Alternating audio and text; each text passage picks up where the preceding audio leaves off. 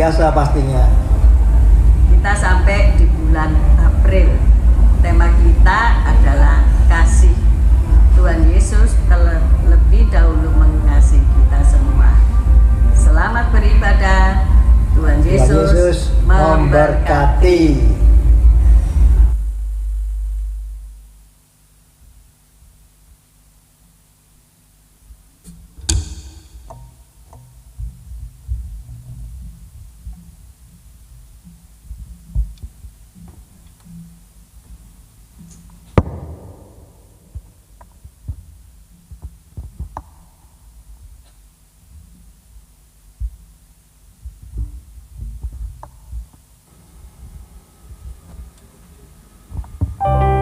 Shalom Bapak Ibu, saya melihat wajah yang penuh dengan sukacita pagi ini.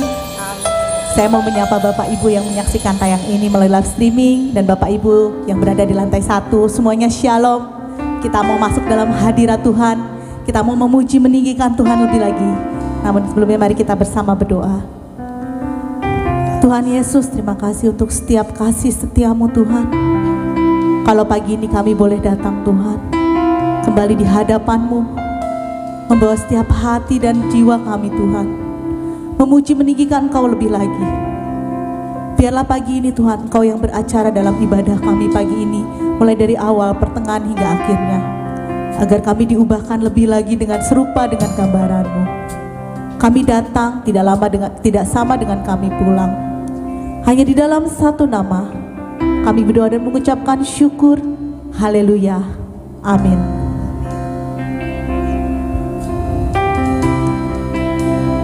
Mari lebih dalam lagi masuk dalam hadirat Tuhan.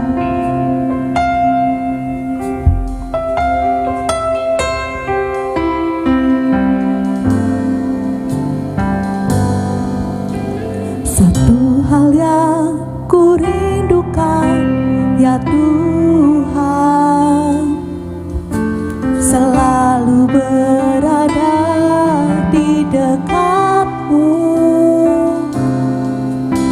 Dengan segenap jiwa ku menanti di hadirat-Mu.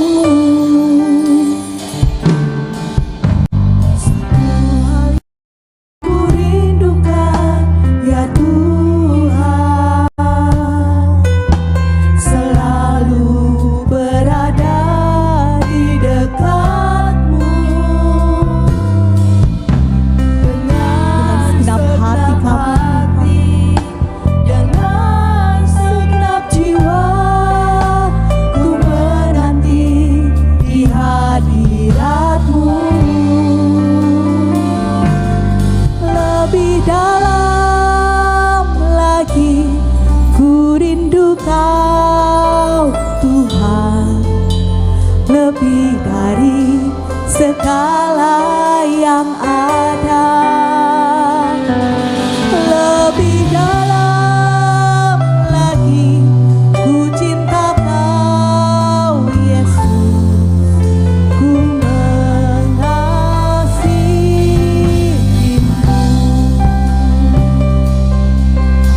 Mari masuk lebih dalam lagi dalam hadirat-Mu. Satu hal yang ku rindukan ya Tuhan,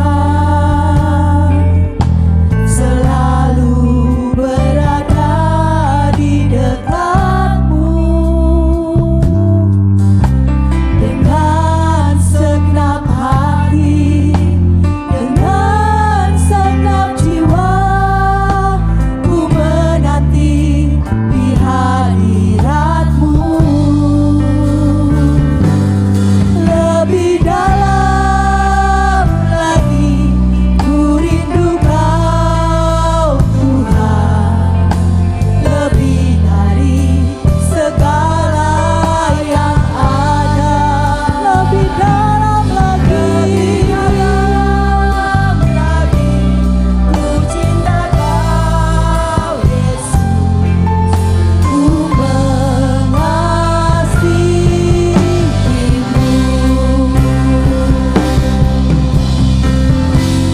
Mari bawa setiap hati saudara lebih dalam lagi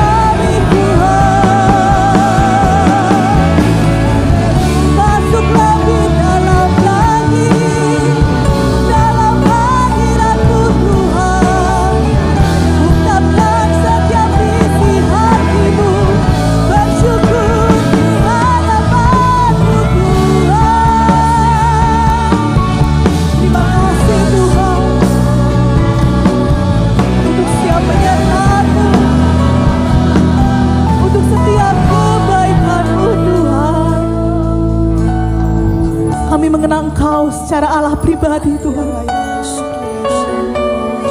Allah yang selalu ada untuk setiap kami Tuhan,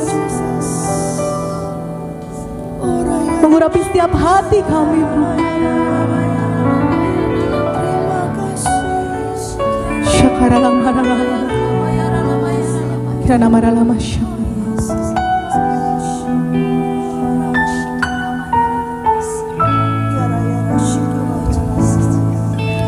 Ku rasakan kasih-Mu Tuhan, ku rasakan kuasa-Mu Tuhan, ku rasakan kasih kuasa Roh Kudus, ku rasakan kehadiran-Mu. Mari setiap jemaat Tuhan katakan, ku rasakan kasih-Mu Tuhan, ku rasakan kuasa-Mu Tuhan, ku rasakan kasih kuasa Roh Kudus, ku rasakan kehadiran. Angkat kedua tangan saudara bersama, katakan, curahkanlah kuasa-Mu Tuhan, mujizat terjadi di tempat ini. Curahkanlah kuasa-Mu Tuhan, mujizat terjadi sekarang ini. Curahkanlah kuasa-Mu Tuhan, ada mujizat di tempat ini. Amin, amin.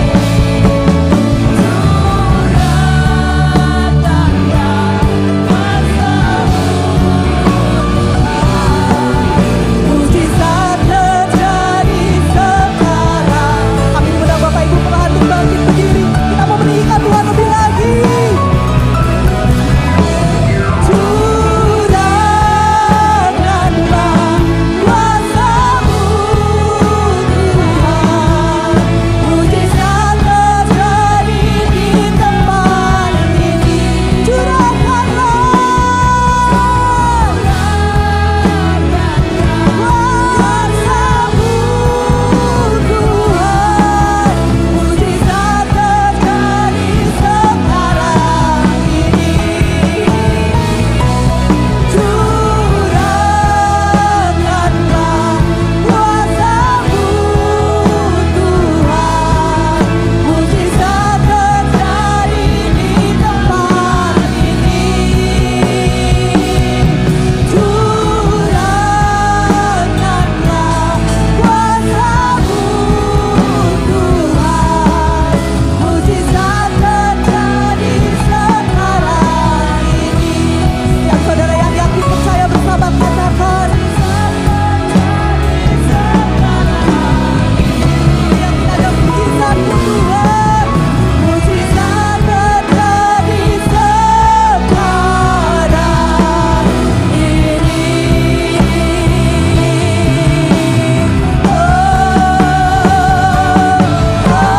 Amin. Berikan sorak-sorai kemuliaan bagi Tuhan. Terima kasih Tuhan untuk setiap urapan kasih-Mu pagi ini Tuhan. Kami merasakan hadirat-Mu lebih lagi pagi ini Tuhan. Kami merasakan urapan yang baru pagi ini. Kami percaya mujizat Tuhan terjadi di tempat ini. Dari setiap saudara yang percaya setiap mujizat Tuhan, bersama dengan saya katakan, amin. Bapak Ibu, pagi ini ada sukacita. Mari berikan salam kanan kiri Bapak Ibu, katakan, Tuhan itu baik.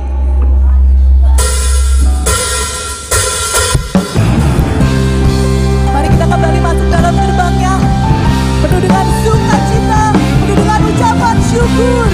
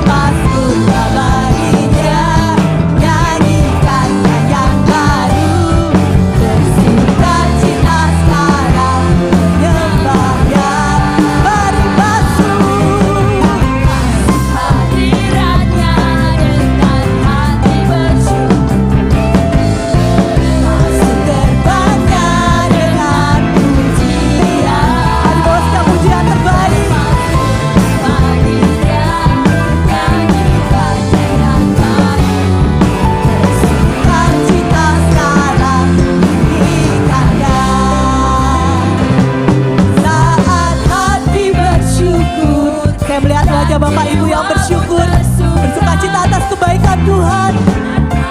Mari kita tinggikan Dia lebih lagi. Kita angkat setiap tangan kita, memuji membesarkan Dia. Dan tangan pun terangkat, Tuhan hadir dalam pujian umat-Nya. Saat hati bersyukur dan jiwa pun bersuka, hadirat Allah nyata dalam pujian. Saat kami menyembah dan tangan pun terangkat, Tuhan hadir dalam pujian umat-Nya. Tuhan hadir dalam setiap kita.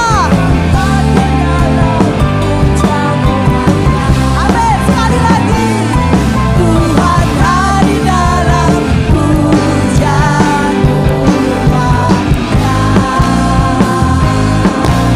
Haleluya.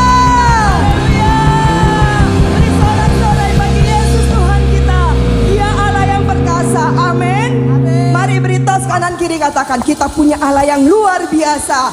Kita punya Allah yang perkasa. Tidak ada bandingannya.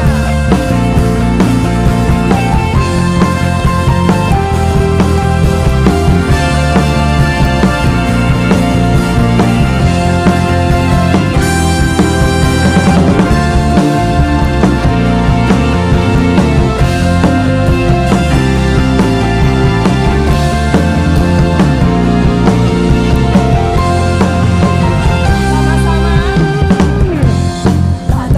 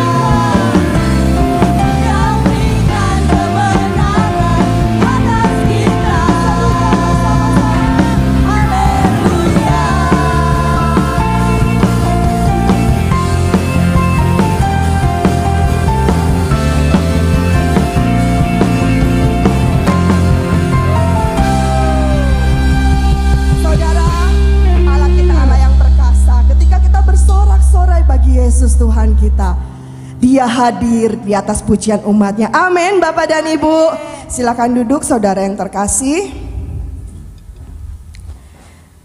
Mari kita siapkan hati kita untuk menerima kebenaran firman Tuhan.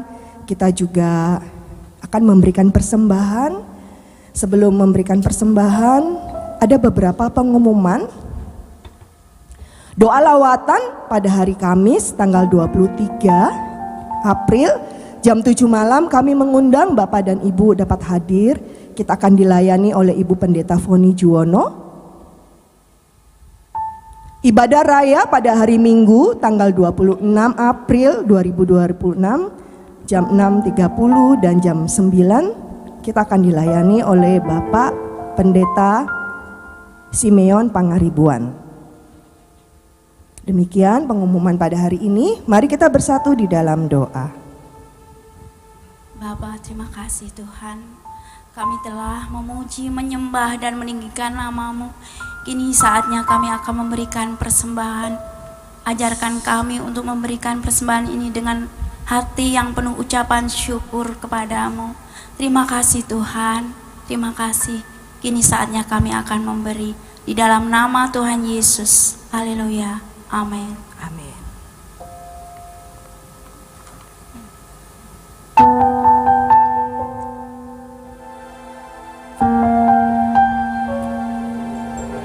Persembahan dapat dijalankan.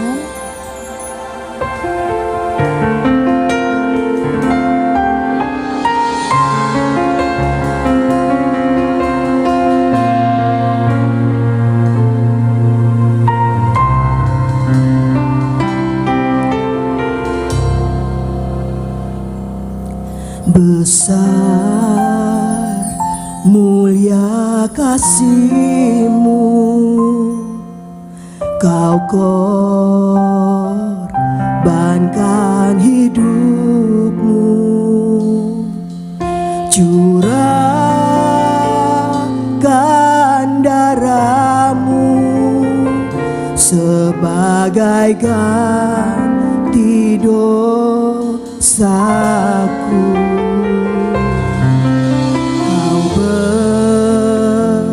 Berikan harapan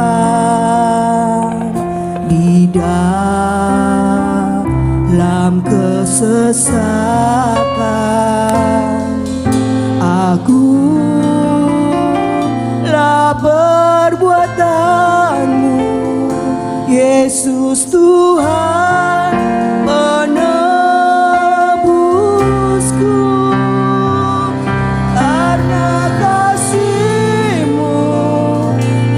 Selamatkanku, menyucikan dan menaikkan hidupku. Ku naikkan syukur buat pengorbanan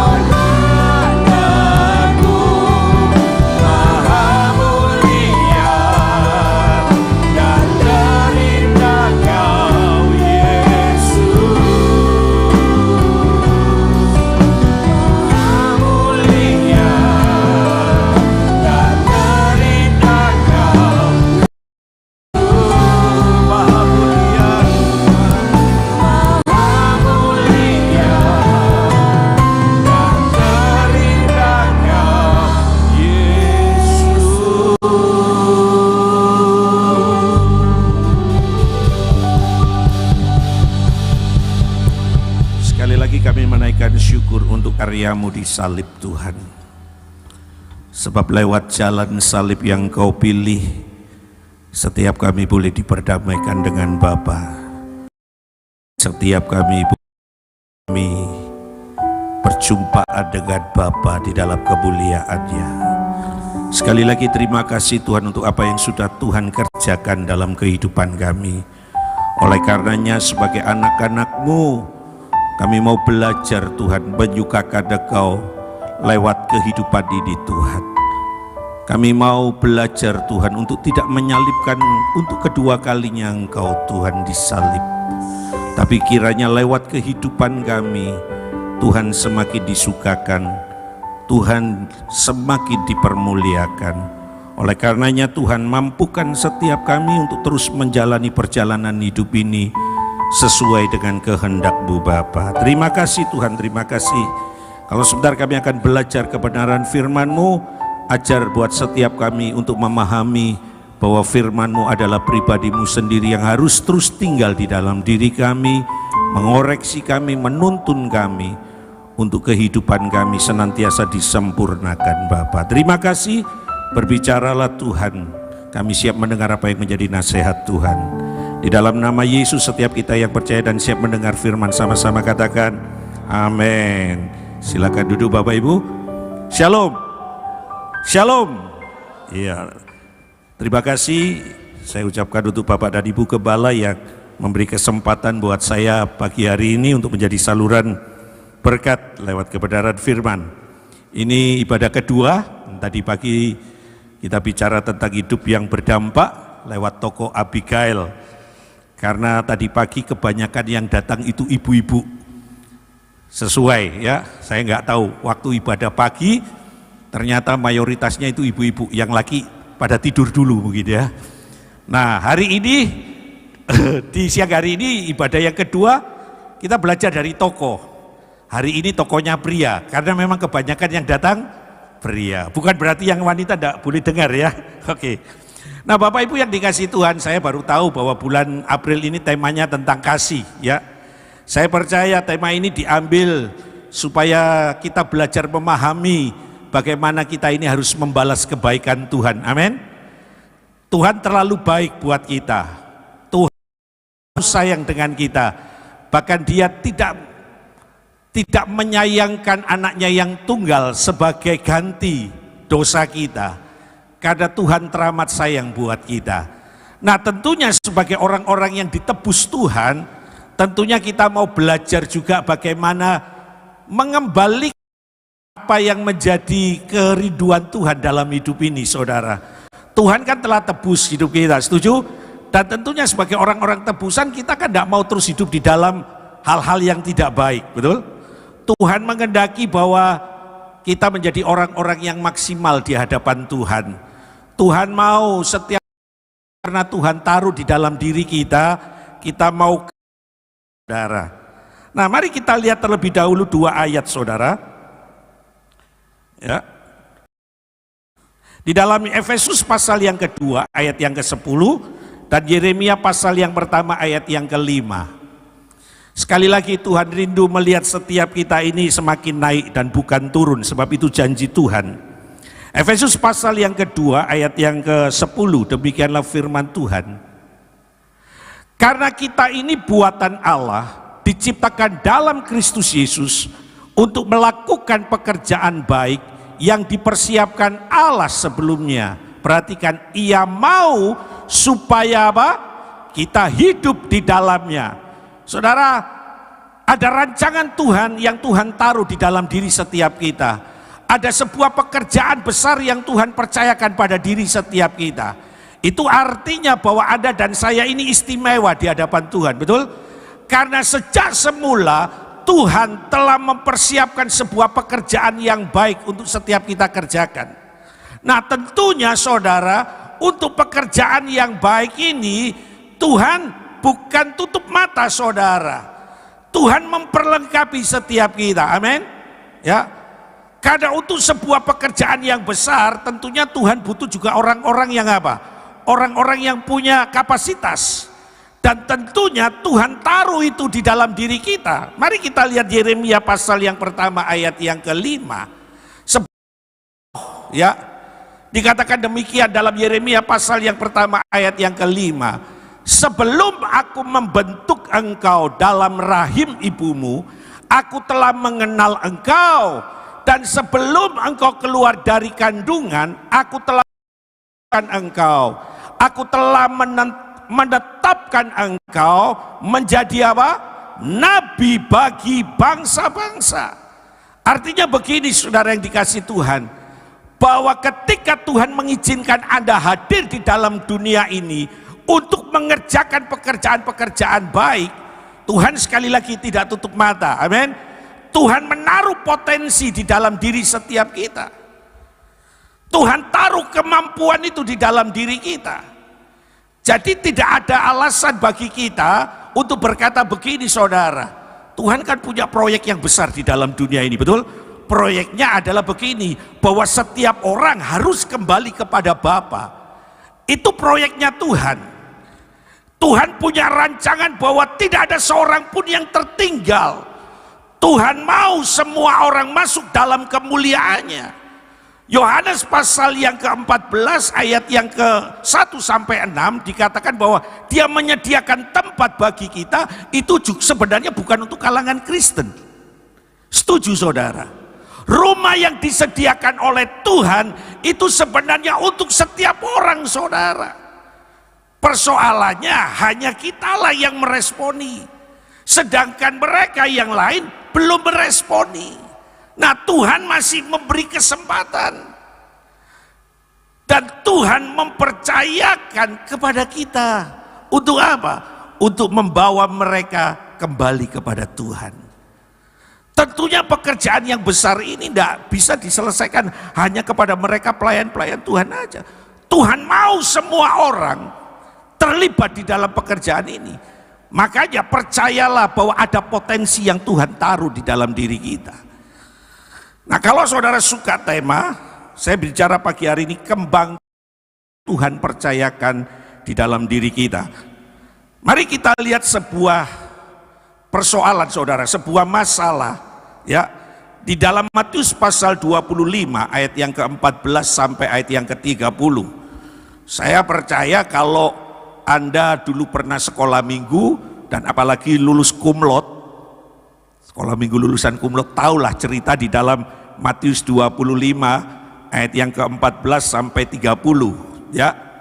Ini cerita tentang 3 orang yang memperoleh kepercayaan dari tuannya, betul? Ya.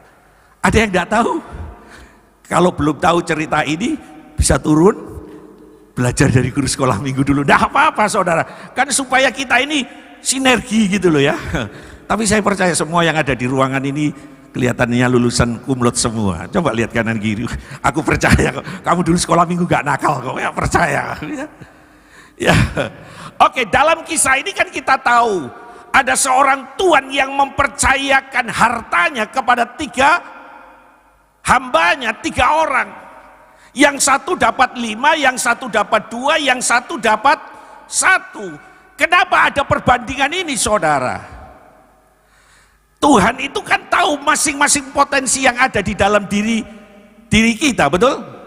Saya percaya Tuhan yang sama ini juga tahu kalau talenta ini diberikan kepada hamba yang nomor 1, 5 ini, karena dia tahu dia mampu mengerjakan.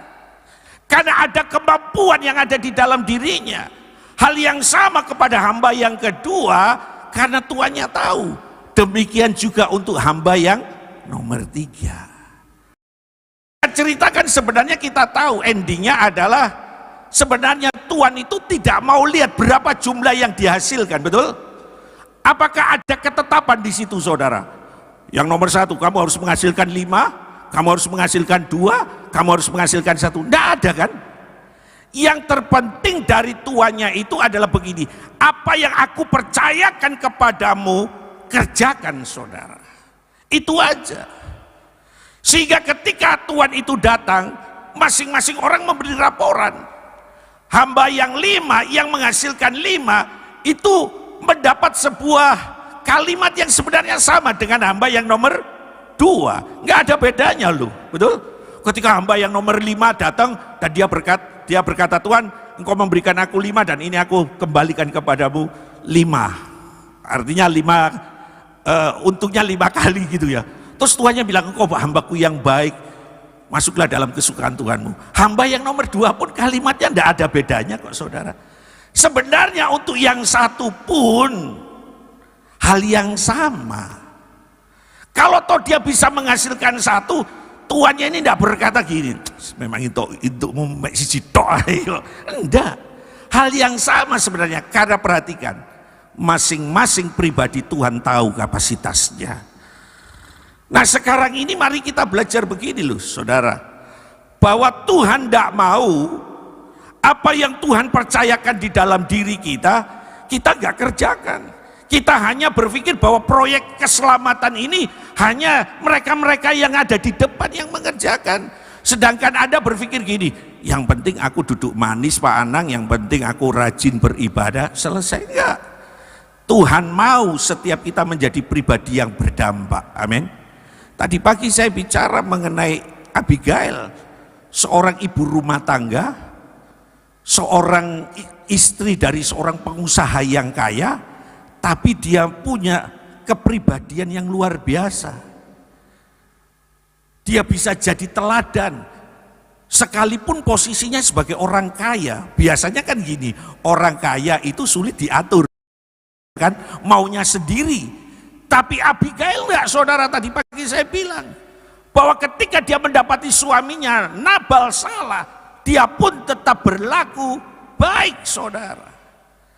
Sehingga Abigail saudara tidak pernah berpikir akan jadi istri raja. Pada satu peristiwa ketika Nabal mati, dia diambil Daud menjadi istri.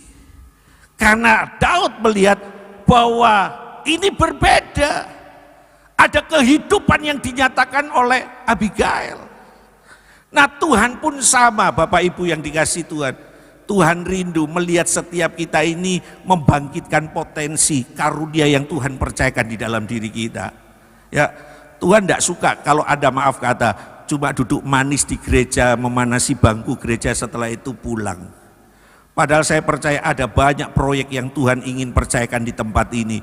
Dan Tuhan butuh orang untuk menyelesaikan. Nah seringkali kita berpikir gini, karena kita ini tidak punya kemampuan. Seringkali kita berpikir gini, aku ini orang biasa Pak Anang. Nah hari ini mari kita belajar dari seorang tokoh yang bernama Samgar saudara. Ini pria ya, Samgar. Dia ini adalah salah satu dari deretan hakim-hakim, ya. Dari deretan hakim-hakim ini, saudara, Samgar ini sebenarnya tidak terlalu istimewa. Berbeda dengan hakim-hakim yang ada, saudara, seperti Deborah, seperti Simpson, seperti yang lainnya. Samgar ini cuma ditulis di Alkitab 2 ayat saja. Dalam Hakim-Hakim pasal yang ketiga ayat yang ke-31 ya. Coba mari kita lihat Hakim-Hakim pasal pasal yang ketiga ayat yang ke-31. Sesudah dia bangkitlah Samgar bin Anat. Ia menewaskan orang Filistin dengan tongkat penghalau lembu. 600 orang banyaknya. Demikianlah ia juga menyelamatkan orang Israel. Titik. Dan tidak ada lagi kisah hidup yang dicatat di Alkitab. Pasal yang kelima ada nyanyian dari Deborah ya. Hakim-hakim ayat yang ke-6. Wah, sudah dimunculkan. Hebat. Ya, pendeta dia tahu cerita ini. Perhatikan dalam Hakim-hakim 5 ayat yang ke-6 namanya muncul dalam zaman Samgar bin Anat. Dalam zaman Yael, kafilah tidak ada lagi dan orang-orang yang dalam perjalanan terpaksa menempuh jalan yang berbelit-belit. Nggak ada. Ini nyanyian dari Deborah, saudara, Hakim Deborah. Samgar sebenarnya tidak terhitung, saudara, orang biasa. Tapi yang hebat begini, apa yang tidak dipandang oleh dunia. Ya, di dalam 1 Korintus itu bilang begini, apa yang bodoh, apa yang tidak dipandang itu dipakai oleh Tuhan, saudara. Amin. Jadi mari kita belajar begini, kita ini punya Tuhan yang besar. Setuju? Dia bisa mengerjakan yang besar dalam hidup Anda. Jangan pernah mengecilkan Tuhan. Jangan pernah mengecilkan Tuhan. Dia Allah yang mampu melakukan sesuatu yang besar, saudara. Seperti apa yang dilakukan kepada Samgar. Ya, dia bukan orang hebat. Kalau saudara perhatikan di Hakim-Hakim pasal yang ke-31 tadi, pekerjaan Samgar ini dikatakan banyak penafsir bilang dia ini seorang penggembala. Karena dalam kasus ini dia mengalahkan orang Filistin yang jumlahnya 600 hanya dengan tongkat, saudara. Tongkat yang dipakai untuk menghalau domba-domba, saudara. Ya. Dengan tongkat dia bisa mengalahkan tentara Filistin. Dia lahir pada zaman yang tidak mengenakan buat orang Israel. Di nyanyian Deborah tadi kondisinya begini, saudara. Kembali ke Hakim-Hakim pasal yang ke-5 ayat yang ke-6. Perhatikan kondisinya itu, orang mengalami ketakutan, terpaksa menempuh jalan yang berbelit-belit. Orang itu takut untuk keluar rumah karena mereka orang Israel ada dalam penindasan Filistin. Jadi tidak nyaman kalau keluar rumah. Orang memilih untuk tinggal, kalau tahu keluar dia mencari jalan tikus gitu loh, ya kan. Berbelit-belit cari jalan supaya apa? Keselamatan nyawanya terjamin. Nah, Samgar ini hidup pada masa itu. Dan ketika pemakaian Tuhan datang dalam diri Samgar, Samgar gak bisa menolak loh, saudara. Setuju Bapak Ibu? Nah, hari ini mari kita belajar begini, sebuah keteladanan penting bagaimana dia memaksimalkan apa yang ada pada dirinya, saudara. Ya. Yang pertama, saudara, saya rindu kita belajar begini.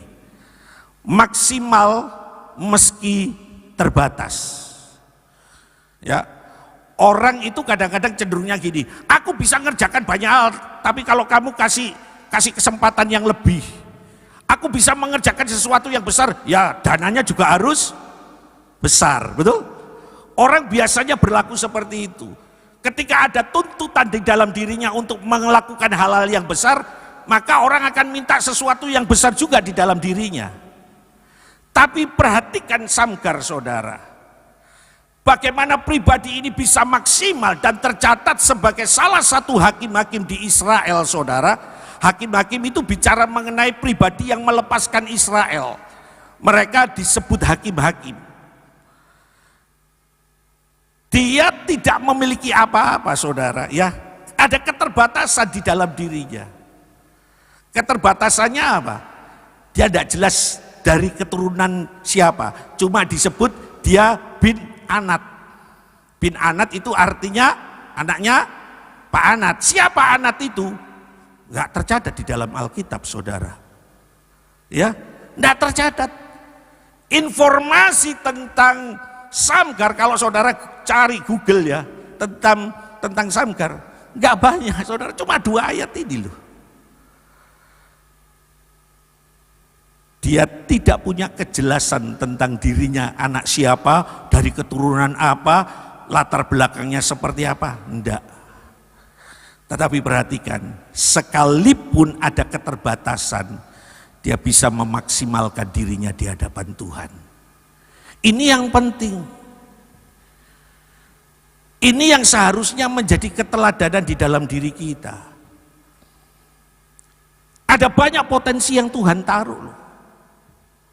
Saya dulu juga tidak menyangka, tidak menyangka bahwa saya bisa mengajar.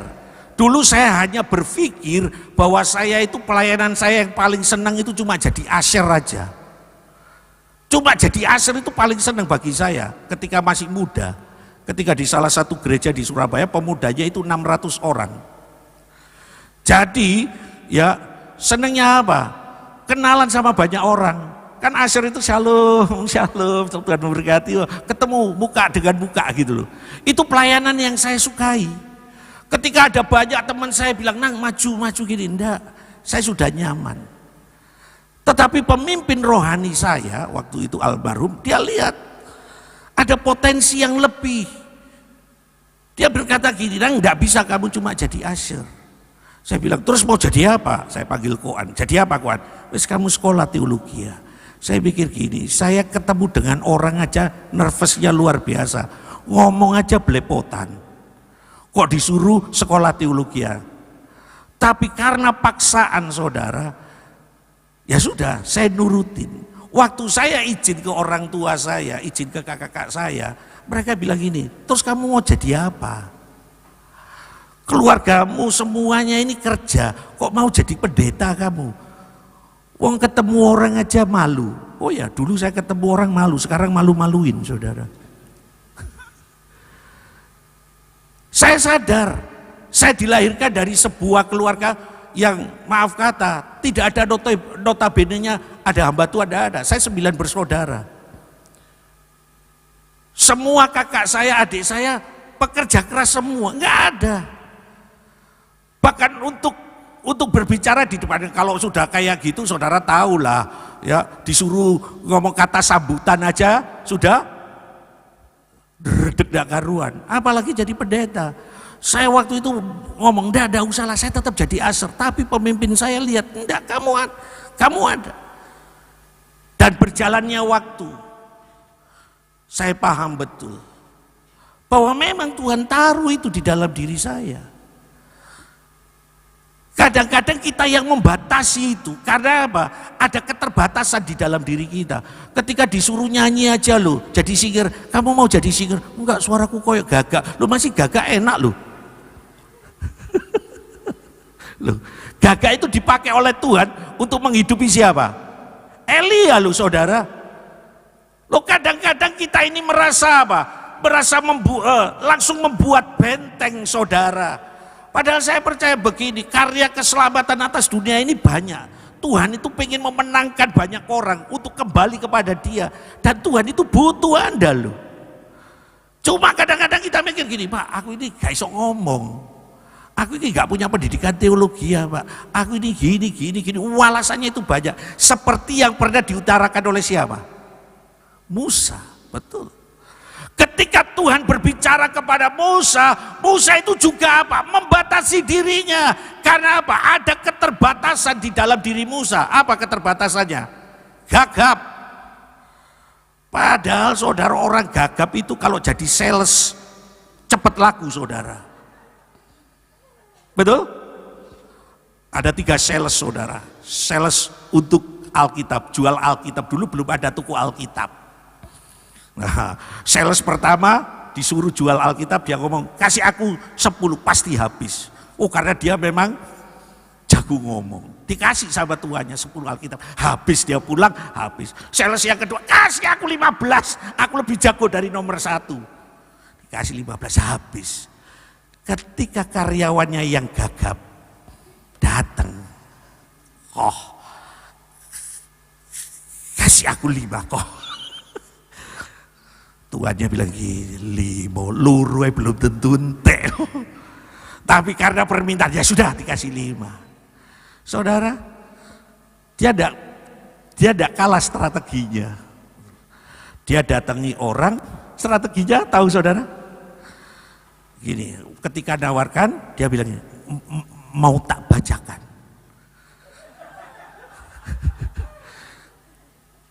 Ini baik. Ini buku baik ini, namanya pembeli. Wes gak usah piro. Wes timbang waktu kuntek gitu loh. Kadang-kadang maaf, kita membatasi diri kita karena kita melihat ada apa? Keterbatasan. Samgar saudara, tidak jelas loh latar belakang keluarganya. Dia cuma disebut sebagai anak-anak bin Anat itu aja. Nggak ada yang lain. Coba selidiki, nggak ada keterangan yang lebih tentang Samgar. Tapi kenapa Samgar masuk dalam hitungan hakim-hakim? Karena dalam keterbatasannya pun dia bisa berkarya bagi Tuhan saudara. Ini yang harusnya menjadi pemicu kita. Ya, kekurangan dan keterbatasan kita dalam soal latar belakang keluarga tidak pernah menghalangi Tuhan untuk menjadikan hidup kita maksimal, saudara. Setuju, saudara? Tuhan itu bisa pakai siapapun juga. Ya, jadi kalau nanti di gereja dibuka lowongan pelayanan, mari kita belajar untuk memberi diri. Amin. Saya percaya pemimpin itu juga tahu kok kapasitas kita. Betul? Kalau Anda langsung daftar, Pak Gem, Bu Gem, aku mau jadi pembicara di gereja. Ya tunggu dulu, saudara, ya kan? Pasti akan ada proses waktunya. Tapi minimal pelayanan-pelayanan yang lain, fokus kita ini pengen pelayanan yang bisa dilihat, saudara. Betul? Kecenderungan kita ini pengennya seperti itu. Bisa nampak, tampil di depan umum rasanya itu bangga. Tapi kalau soal pelayanan-pelayanan di balik layar kadang-kadang kecenderungan kita apa? Menolak, enggak mau. Saudara coba, seharusnya kita ini bangga dengan multimedia itu. Dia enggak pernah nampak kan wajahnya, yang bagian komputer itu loh. Kalau dia mau menghancurkan ibadah ini gampang loh, saudara. Ini diganti, pendeta minta ayat hakim-hakim dikasih Tesalonika, kasih apa? Lu bisa loh, saudara. Iya kan?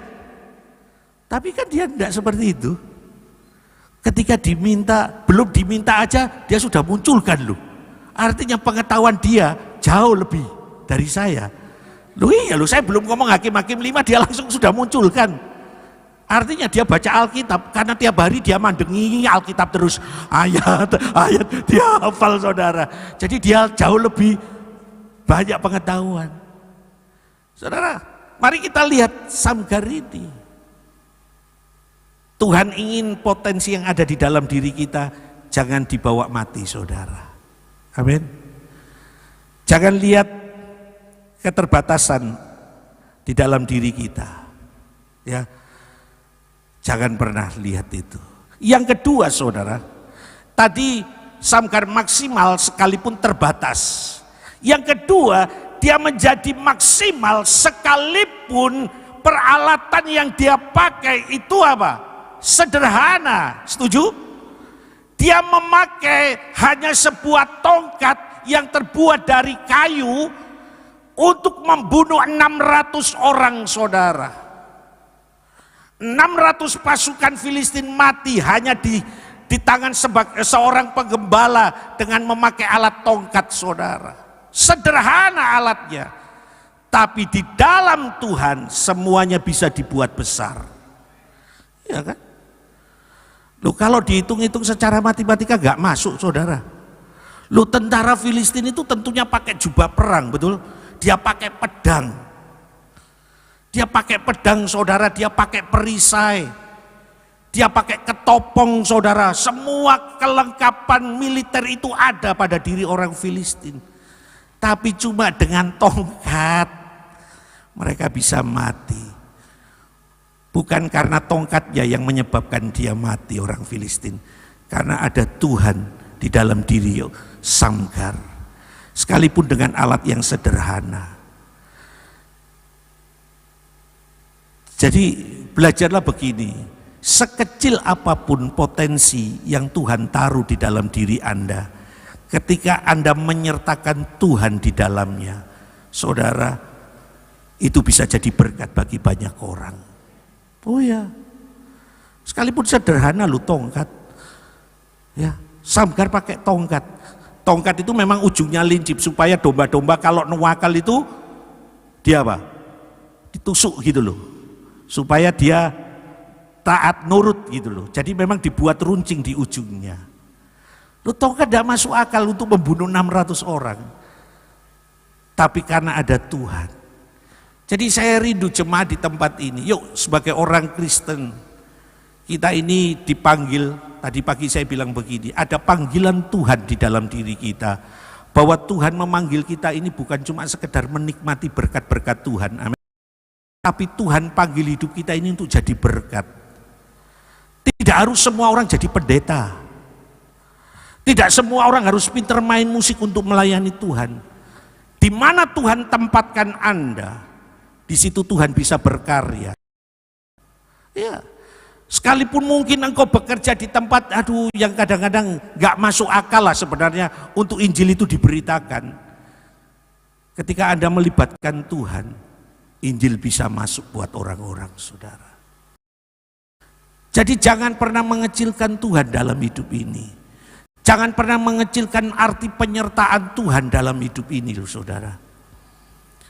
Samgar ketika harus membebaskan orang Israel, dia hanya memakai tongkat sederhana, tapi dia sadar bukan tongkatnya yang membuat dia menang, tapi karena dia melibatkan Tuhan yang besar yang memimpin dia untuk berperang melawan orang Filistin, dia mengalami kemenangan. Kuncinya melibatkan Tuhan. Sekecil apapun karunia atau talenta yang Tuhan percayakan, Anda bisa dipakai besar, saudara. Setuju, saudara? Jadi tidak terlambat untuk kita ini berkarya bagi Tuhan. Jangan cuma maaf kata, menunggu hari pemanggilan Tuhan dalam diri kita.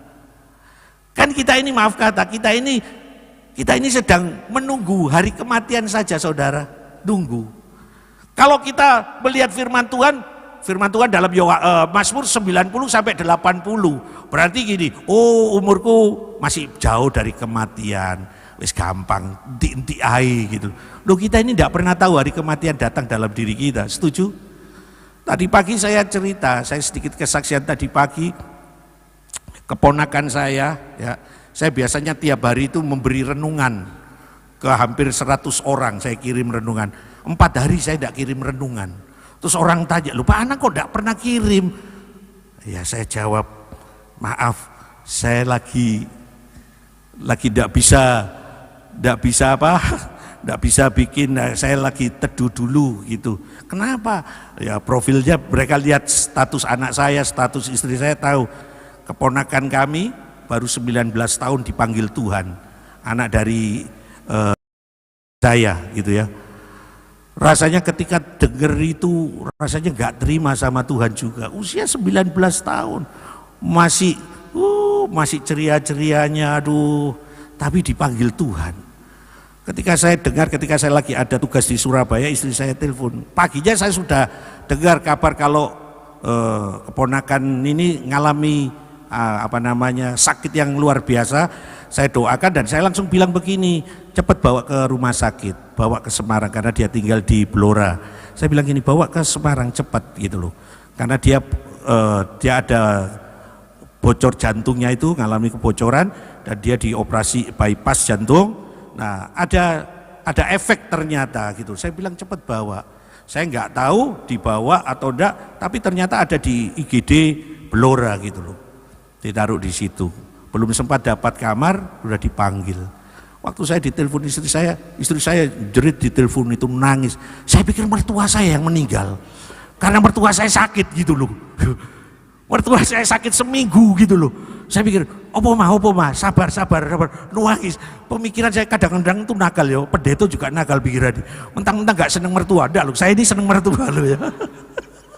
Mertua ikut saya itu cukup lama, saudara ya. Itu ada satu jemaat di sini yang tahu ya. Saya tinggal dengan mertua ikut saya itu sudah hampir 22 tahun. Jadi nyaman. Nah, dia sakit seminggu. Nah, pikiran saya itu dia gitu loh. Karena usianya sudah suwe gitu loh. Suwe. 75 tahun suwe gitu ya. Saya pikir, "Mami yo, bukan. Noni." Saya langsung dek gitu loh. 19 tahun. Saya sempat protes sama Tuhan. Saya ngomong, Tuhan, gak keliru dah Tuhan. Ya, gak keliru dah. Pak Yusa nakal. Ya, pikiran jadi gini, harusnya mertuone. Itu jahat banget. Loh, secara matematika kan kayak gitu kan ya. Wis sing 75 ae gak apa-apa, wis gitu lah. Iki sik 19, ada banyak hal yang dia bisa lakukan. Tapi itulah kedaulatan Tuhan, amin.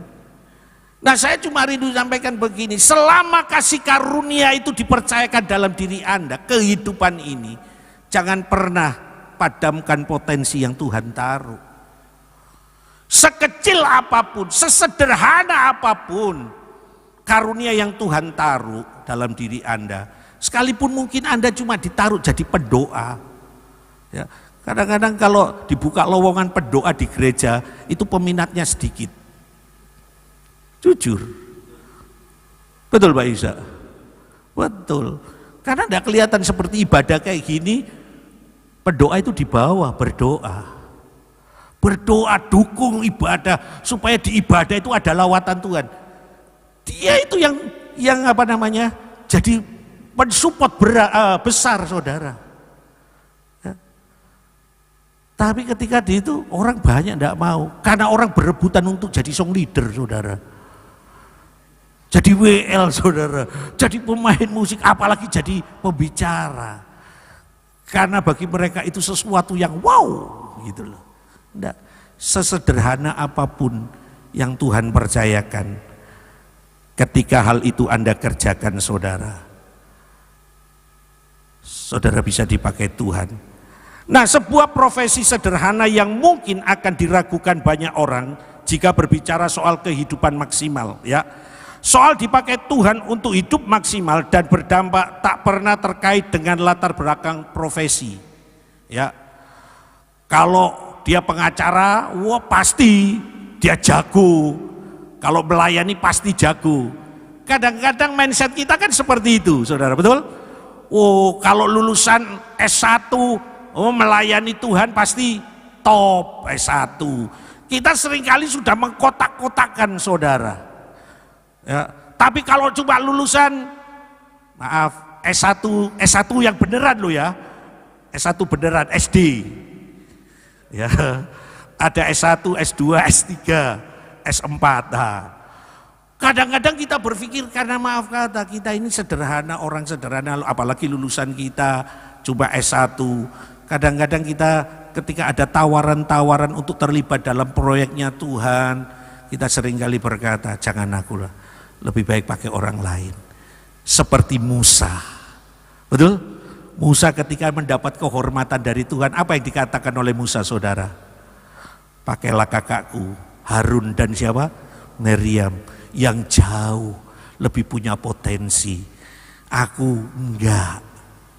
Saudara, saya coba ingin sampaikan, yuk saudara, ada pekerjaan besar yang telah Tuhan percayakan dalam diri kita. Dan Tuhan mau Anda bisa menyelesaikan. Yang ketiga saudara, kita bisa pelajari dari Samgar. Yang pertama tadi maksimal sekalipun apa, ada keterbatasan yang dia miliki. Yang kedua maksimal sekalipun sederhana. Yang ketiga maksimal mesti minim fasilitas yang dia peroleh. Ya. Fasilitas yang didapat oleh Samgar untuk melayani Tuhan tidak banyak, betul? Tidak banyak. Dia cuma sebagai seorang penggembala yang dipakai alatnya itu pun juga tongkat. Minim fasilitas.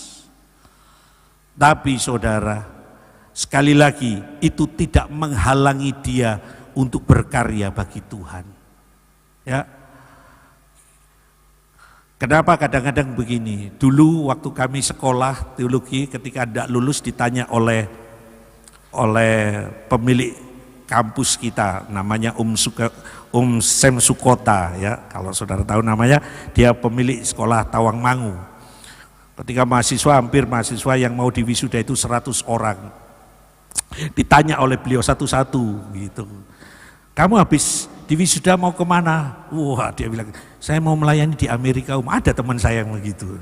Di Amerika, kita yang lihat di belakang, wih hebatnya Amerika. Gitu. Ada ditanya lagi, kamu mau kemana? Ke Hong Kong karena dia maaf, dia orang Chinese, dia pintar bahasa Mandarin. Oke. Ditanya, balik ke Jakarta, balik ke Medan gini-gini. Rata-rata kota semua. Yang di desa, ditanya, ada yang mau balik desa?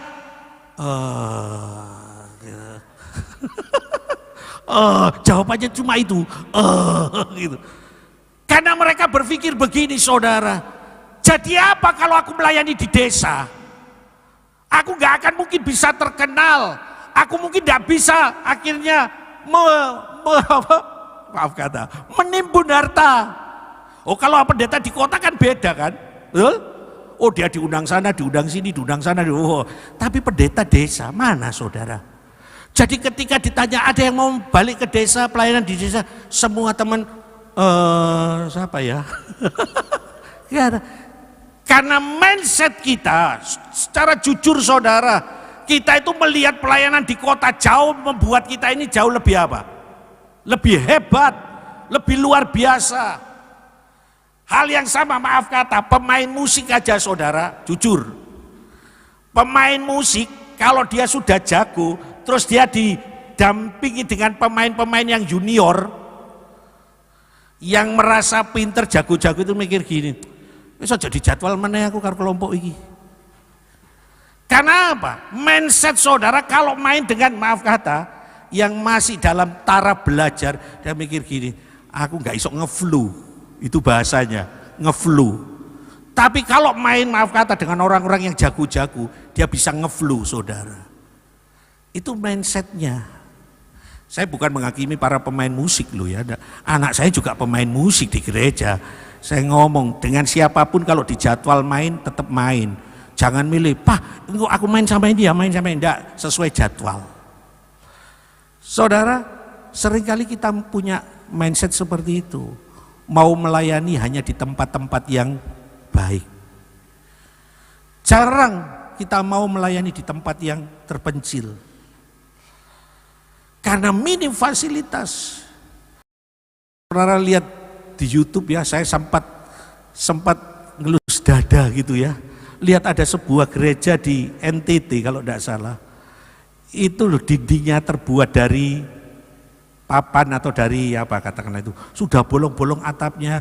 Mereka itu cuma main gitar yang gitarnya aja pun senarnya ndak komplit. Cuma tinggal 3 senar sama ini loh saudara, ecek-ecek. Mereka nyanyi, mimbar tidak seperti ini loh saudara. Tapi mereka masih bisa ibadah. Secara jujur, ketika ada orang diutus ke tempat situ, kalau ada lulusan sekolah teologi ya, diutus ke situ, pasti mereka akan beralasan, saya berdoa kok tidak ada damai sejahtera yang turun dalam diri saya. Halo, tapi ketika melayani, maaf kata, di gereja yang sudah wah, langsung dia bilang, Roh Kudus kuat berbicara. Itulah manusia saudara. Betul? Hari ini mari kita belajar ya. Samgar minus, minim fasilitas, tapi dia bisa berkarya bagi Tuhan. Saya berharap sidang jemaat di tempat ini, ya, mari semua potensi yang Tuhan taruh di dalam diri Anda, sekecil apapun, ya, saya percaya setiap orang pasti Tuhan taruh, amin, pasti. Tinggal bagaimana kita belajar mengeluarkan karunia itu di dalam diri kita, ya. Jangan pernah membuang potensi yang Tuhan pernah taruh dalam diri Anda. Ada seorang hamba Tuhan bicara begini, ada satu tempat di dunia ini yang potensinya itu banyak, potensinya itu beratus-ratus di tempat itu. Saudara tahu apa? Tanah makam. Ketika ada banyak orang meninggal, itu potensinya dibawa saudara, belum sempat dia kembangkan dalam dirinya. Jadi Tuhan itu bisa pakai siapapun juga kok. Setuju? Dalam hal ini Tuhan bisa pakai siapapun juga. Sekalipun maaf kata Anda orang sederhana, tadi saya sudah sampaikan apa yang bodoh bagi dunia, apa. Mari kita lihat aja ayatnya itu di dalam, kalau tidak salah, ini yang paling jago ini, yang multimedia, 1 Korintus ya. Ya, kadang lupa, pendeta juga lupa saudara. Apa yang bodoh? 1 Korintus pasal yang pertama ayat yang ke-27. Kalau tidak salah gitu ya. Kan tidak apa-apa saudara. Oh iya, 1 Korintus 1 ayat 27, tetapi apa yang bodoh bagi dunia dipilih Allah untuk memalukan orang-orang yang apa? Berhikmat. Dan apa yang lemah bagi dunia dipilih Allah untuk memalukan apa yang kuat. 28. Dan apa yang tidak terpandang dan yang hina bagi dunia dipilih Allah. Bahkan apa yang tidak berarti dipilih Allah untuk meniadakan apa yang berarti. 29 maksudnya supaya jangan ada seorang pun manusia yang memegahkan diri di hadapan Allah. Saudara, saya bisa melayani, Pak Yusak bisa melayani, Bu Gembala bisa melayani, itu bukan karena kehebatan kita. Semua itu kasih karunia yang Tuhan percayakan. Ya, tinggal bagaimana kita taat untuk mengerjakan, itu kuncinya. Sekalipun saya dikasih potensi besar, tapi kalau saya tidak mengerjakan, ya percuma. Tapi ada orang yang dikasih 1, tapi dia bisa memaksimalkan, itu yang membuat hati Tuhan disukakan, saudara. Jadi tidak ada alasan bagi kita untuk jadi jemaat abadi. Nggak ada, semua ini adalah pekerjaannya Tuhan. Bilang kanan kiri Anda, pekerjaannya Tuhan. Ya, oh iya. Dan ada pekerjaan besar yang sedang Tuhan persiapkan. Jadi kita belajar dari Samgar 3 perkara penting. Maksimal sekalipun kita tidak memiliki identitas yang jelas, artinya tidak terhitung dari mana kita berada, dari mana kita ini dilahirkan, dari keturunan apa, sudah tidak peduli bagi Tuhan. Amin. Yang kedua, maksimal sekalipun dalam kesederhanaan Tuhan bisa pakai. Dan yang terakhir, kita bisa maksimal sekalipun fasilitas yang diberikan Tuhan dalam diri kita itu sangat-sangat minim. Tuhan bisa berkarya. Saya tutup dengan sebuah kesaksian seorang hamba Tuhan di desa, saudara. Ya, dia tidak pernah berpikir untuk berkhotbah di tempatnya David Cho Yong Hee di Korea, saudara. Ini hamba Tuhan di Indonesia. Dia dari desa. Tapi karena ketika dia melayani, dia sangat setia. Padahal melayani di desa, di daerah itu sangat berat loh, saudara. Masih mending di kota, memang. Begitu kalau di desa itu anak mudanya sudah masuk SMA, pindah, hilang. Yang tua semakin tua akhirnya hilang juga. Saya punya teman melayani di Pati, saudara. Pertama banyak jemaatnya, betul banyak. Lama-lama sekarang kalau ibadah itu cuma satu keluarga. Dia, suaminya dan 2 anaknya. Gerejanya lebih besar dari ini, saudara. Oh ya. Saya waktu kaget, waktu Minggu saya datang, karena saya jemput dia untuk pergi ke Pati karena salah satu teman kita meninggal. Jadi saya jemput dia di satu desa, saya bawa. Saya waktu masuk gerejanya saya kaget. Loh, kok kursinya semua ditumpuk di belakang, alat musik dipinggirkan semua. Saya tanya, Mbak, kok gak ada ibadah ta? Lu ada dong. Lu kok kursinya numpuk kabeh? Ah, ini cuma 4 tiba. Meja satu gini, jadi dilingkari 4 kursi. Jadi suaminya yang khotbah, istrinya yang memimpin pujian, anaknya yang main musik. Tetap ibadah lu, saudara. Saya tanya, lu kenapa jemaatnya? Ya biasalah nang kalau di desa nang. Saya paham betul. Ketika anak remajanya sekolah minggu dididik ya banyak, begitu SMP, SMA, bablas, yang nikmati yang kota. Hilang pemudanya, tinggal yang suek-suek. Dia nggak perlu pergi, nggak perlu, pasti pergi dengan sendirinya, saudara. Bertambahnya umur mati, saudara, sehingga habis. Nah, memang dosen saya pernah ngomong gini, seberapapun orang yang ada di dalam ibadah, tetap harus ibadah. Ada mahasiswa tanya, Pak, kalau kami cuma tinggal suami istri, ya tetap ibadah. Ibadah jangan diliburkan. Kegiatan yang lain boleh libur, tapi namanya ibadah tidak boleh libur. Terus tempat saya tanya, lah kalau suami istri Pak, ya tetap ibadah. Suaminya yang jadi jemaat dulu, istrinya mimpin pujian, habis itu lokir. Lokir. Suaminya khotbah, gayanya pun, caranya pun tetap sama seperti ketika melayani apa? Banyak orang. Ya. Nah, pendeta ini melayani di desa loh. Suatu saat dia dapat surat untuk melayani di Korea, saudara. Dia bingung, lu bahasa aku lu gak ngerti. Iya kan? Tapi kan itu kan pikirannya orang desa, dia kan gak tahu kalau melayani itu kan ada penerjemahnya kan. Tapi bagi dia berpikir gini, kok bisa ya? Kok bisa orang desa bisa melayani di sebuah gereja yang maaf kata besar, punyanya David Choi Young di Korea. Tapi itu Tuhan, halo. Kalau Tuhan berkehendak, tidak ada seorang pun yang bisa menahannya, saudara. Ya, jangan pernah berpikir kalau mau besar harus ada fasilitas yang wah. Tapi kalau tidak ada fasilitas, tidak mau melayani. Itu artinya Anda belum punya hati sebagai seorang hamba. Jadi yuk sama-sama belajar pagi hari ini. Jadilah Samgar. Dalam keterbatasan pun Tuhan bisa pakai kita. Saya undang kita semua bangkit berdiri.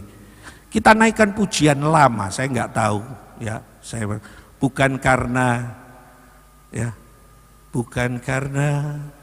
kebaikan, saya tidak tahu ada pada slide itu. Tapi mari kita menyadari begini, pujian ini mengingatkan bahwa semua yang kita bisa kerjakan, yang kita lakukan hari ini itu karena Tuhan. Amin. Ya. Jadi percayalah Bapak Ibu, Tuhan bisa pakai hidup Anda. Ya. Orang mungkin memandang engkau dengan sebelah mata. Iso opo wong iku. Tapi bagi Tuhan, Tuhan bisa pakai setiap orang. Kita naikkan pujian ini. Ya, pujian lama mengingatkan kita. Haleluya. Mari tundukkan kepala kita. Sekali lagi Bapak Ibu yang dikasihi, Tuhan rindu potensi yang Tuhan percayakan dalam diri kita mau kerjakan itu.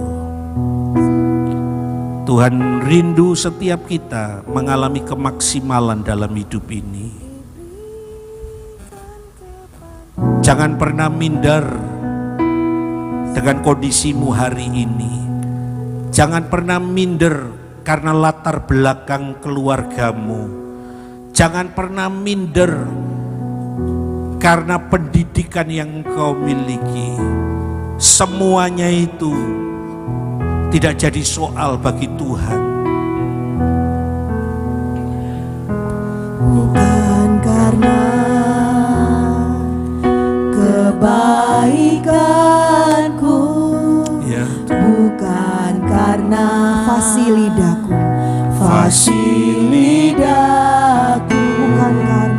bukan karena kekayaanku, ku dipilih, ku dipanggilnya, ku dipanggilnya, bukan karena kecakapanku, bukan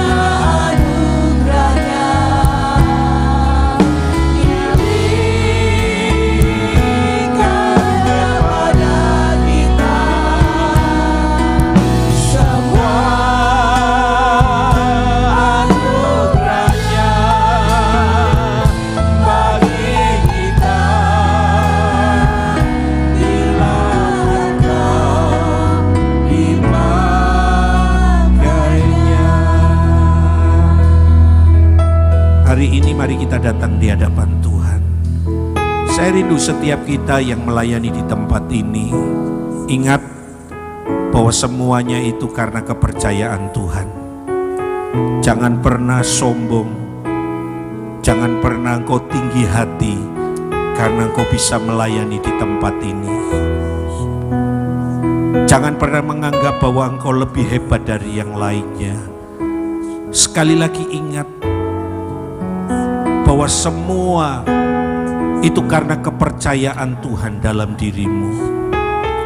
Demikian juga saya rindu berkata kepada seluruh jemaat di tempat ini. Jangan pernah engkau minder. Jangan pernah engkau berkecil hati. Ketika engkau melihat semua orang yang ada di depanmu lebih hebat dari engkau. Sekali lagi, Tuhan bisa pakai perkara yang kecil di dalam dirimu. Ketika kau melibatkan Tuhan, maka yang kecil itu bisa dipakai Tuhan menjadi besar. Sekali lagi, pemakaian Tuhan bukan berdasar pada profesi kita, bukan pada tingkat sosial kita, bukan pada status pendidikan kita. Pemakaian Tuhan hanya berdasarkan karena kasih karunia. Jadi saya rindu di tempat ini tidak ada yang saling berebut di dalam pelayanan. Masing-masing semua ada dalam porsinya, dan kerjakan porsi itu.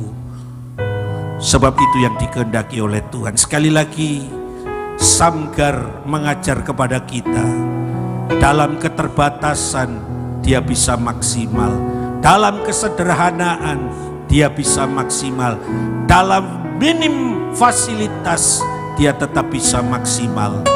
Dia melibatkan Tuhan. Semua saya serahkan namanya.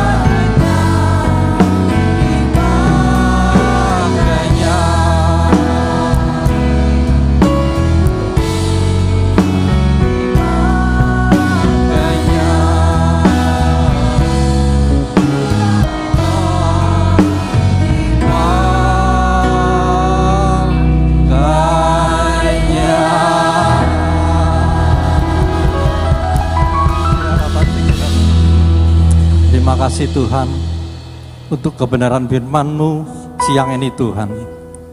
Kami percaya Engkau Tuhan yang mengerti, Tuhan yang tahu akan apa yang Engkau berikan kepada setiap kami, untuk kami bisa melayani Engkau dengan baik Tuhan. Berkati kembali hamba-Mu Bapak Pendeta Anang yang sudah Kau pakai di tempat ini untuk menyampaikan kebenaran firman-Mu Tuhan. Berkati pelayanannya, berkati hidup rumah tangganya Tuhan.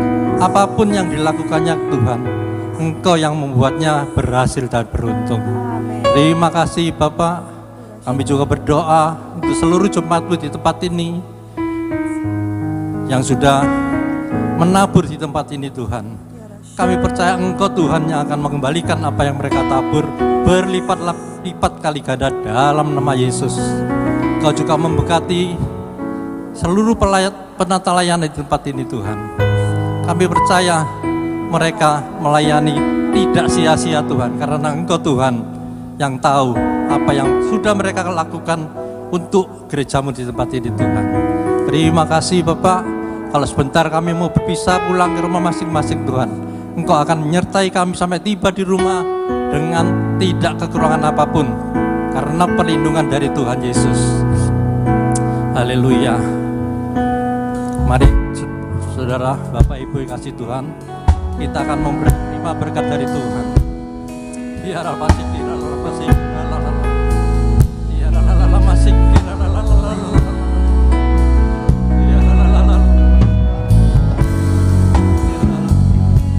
Tuhan memberkati engkau, Tuhan melindungi engkau, Tuhan menyinari wajahnya kepadamu dan memberi engkau kasih karunia.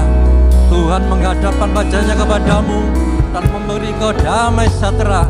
Pulanglah, bawalah seluruh berkat, kasih, sukacita, damai sejahtera dari Allah Bapa, Putra dan Roh Kudus di dalam nama Tuhan Yesus, mulai siang ini sampai selama-lamanya.